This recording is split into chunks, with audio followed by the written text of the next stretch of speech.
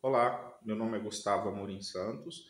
Vou estar apresentando o projeto Integrador 5B, onde irei trabalhar com canais do YouTube, canais católicos do YouTube, e o objetivo desse trabalho é avaliar as palavras nos títulos dos vídeos quanto às visualizações. Verificar a correlação que existe entre as visualizações e as palavras nos títulos. E então esse trabalho, o objetivo é responder a seguinte pergunta: quais palavras dão mais views? E o objetivo disso é que a gente possa ajudar a formulação de nomes dos títulos a fim de atrair o máximo de público possível, fazendo a igreja melhorar a sua comunicação com os fiéis. Isso pode ser feito para um canal ou pode ser utilizado a API do Google junto com o Hadoop para se fazer a análise para centenas de vídeos em centenas de canais, milhares de vídeos em centenas de canais diferentes. Então, vamos ao que foi feito, né? Vou estar indo agora para o computador. Então agora eu estou aqui no computador, o objetivo eu já falei. Então vamos para a primeira parte do desenvolvimento experimental. A primeira parte é a obtenção dos dados, ok? Então, como vai ser o processamento aqui? Então, por exemplo, em um canal dos que foi trabalhado, que é o canal Católico com Muito Orgulho, nós vamos fazer o seguinte, vamos pegar o título, ok? E fazer a correlação desse título com o número de visualizações. Isso é bastante interessante para saber quais são as palavras que estão mais correlacionadas com a quantidade de visualizações. E qual tipo de correlação nós iremos utilizar? Iremos utilizar a correlação de Spearman. A correlação de Spearman ela é diferente da correlação de Pearson, porque ela não subentende a distribuição normal dos dados. Então, nós vamos utilizar a correlação de Pearman, mas a interpretação é similar. Ou seja, o intervalo vai entre -1 e 1, onde 1 é a correlação monotônica perfeita e -1 é a correlação inversa monotônica perfeita, ok? 0 seria a ausência de correlação e aí você tem as faixas lá, né, entre 0 e 1 e 0 e -1. Mas vamos voltar aqui para o canal. Bem, se nós fizéssemos isso na mão, iria ficar bastante complicado, né? Pegar cada título e pegar o número de visualizações. E aí você pode olhar aqui, ó, só para um canal, a quantidade de vídeos é imensa, imensa, né? Então, assim, seria bastante complicado fazer isso na mão. Então, cumprindo os requisitos do curso de Big Data, nós temos que aprender a trabalhar com bastantes dados e de uma forma rápida e automatizada. Então, a primeira coisa aqui seria acessar o Google Cloud Console, que seria pegar a API para conseguir baixar aqueles dados todos de uma vez, certo? Baixar tudo. Então, como é feito? Eu entro aqui no Google Cloud com a minha conta e vou aqui na parte de YouTube Data API V3. Quando eu fizer isso, aí eu ativo aqui no Google API, a minha já está ativada, né? Para ter feito o projeto integrador, a minha já está ativada. Aí, beleza, eu vou pegar uma chave de acesso. Então, vou lá para o programa que me dá uma chave de acesso. Quando eu pego essa chave de acesso, eu volto no canal. Aqui é o código em R. Esse código está no trabalho, ok? Se você for olhar lá no projeto integrador, lá no apêndice, no primeiro apêndice, eu coloco o, o, o código que foi utilizado no Google. O código que foi utilizado no R, ok? Então, isso daqui eu vou fazer primeiro para um canal, mas o conceito pode ser estendido para centenas de canais e, consequentemente, pegar milhares de vídeos. Então, você cria-se duas funções, né? Nessa primeira função, nós vamos pegar as informações do vídeo. Nessa segunda função, nós vamos organizar essas informações numa estrutura tipo data frame. Então, por exemplo, eu vou ter ID do vídeo, título do vídeo, as visualizações dos vídeos, a quantidade de visualizações, a quantidade de like e as informações sobre os comentários. E assim, tudo isso daqui pode ser armazenado no Hadoop e, consequentemente, ser feito um cruzamento de dados utilizando o Hive. Ok? Enfim, aí, esse daqui é a parte de obtenção dos dados. De forma resumida, essa foi o desenvolvimento e a obtenção dos dados, em que eu detalho aqui como isso é para ser colocado no Hadoop e como utilizar o Hive para fazer buscas lá dentro, né? Fazer cruzamento de dados com a linguagem lá parecida ao SQL. Né?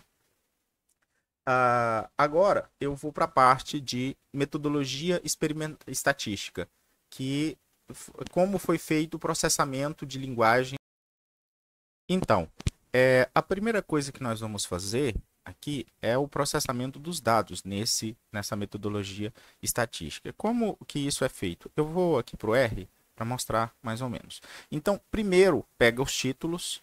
Esses títulos, eles são primeiro são processados para a letra minúscula e depois são tokenizados para se criar um vocabulário. E aí, depois que criou esse vocabulário, são gerados os IF e DF.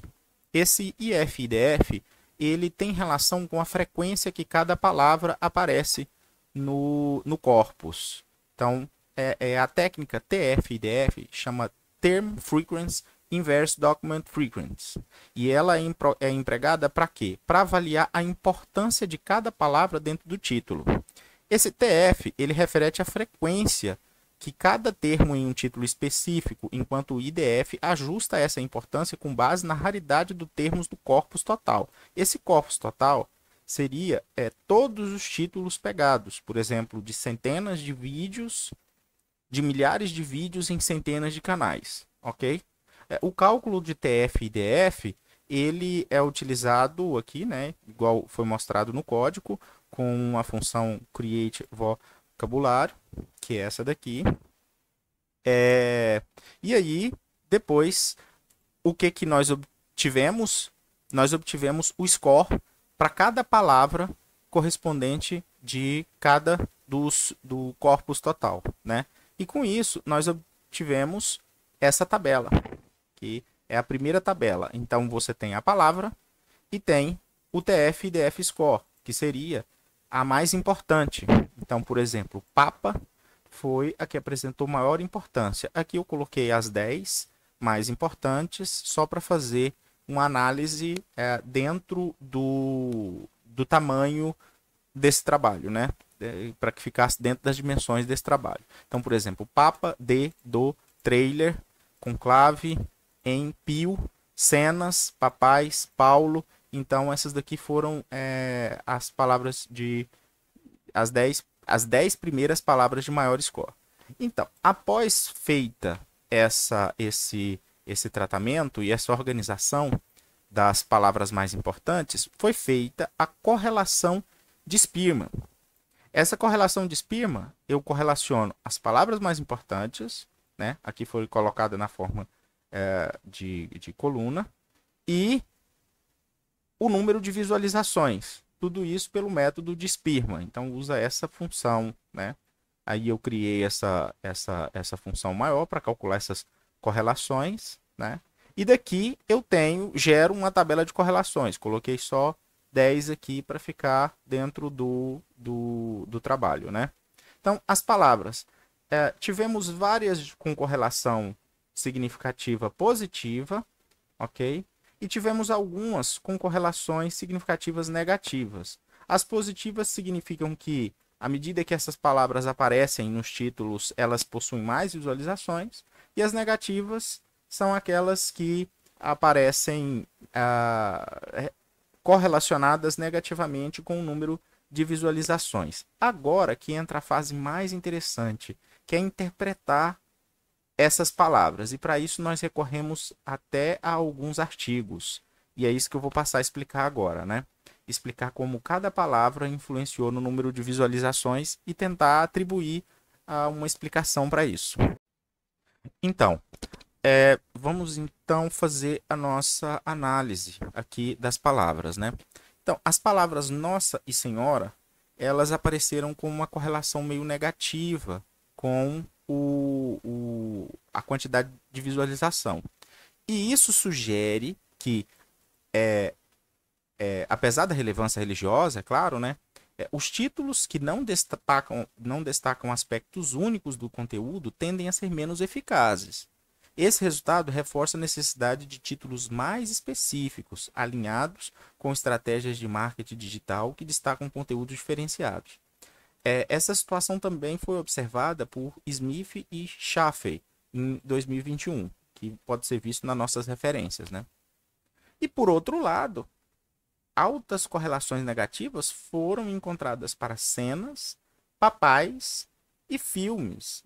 Isso indica que conteúdos visuais atrativos, especialmente relacionados ao Papa ou a documentários religiosos, despertam maior interesse, né? O termo filme sugere que vídeos como trailer, produções cinematográficas têm apelos mais eficazes para o engajamento do público, né? Isso também foi encontrado por Gonzalez e Fernandes em 2020.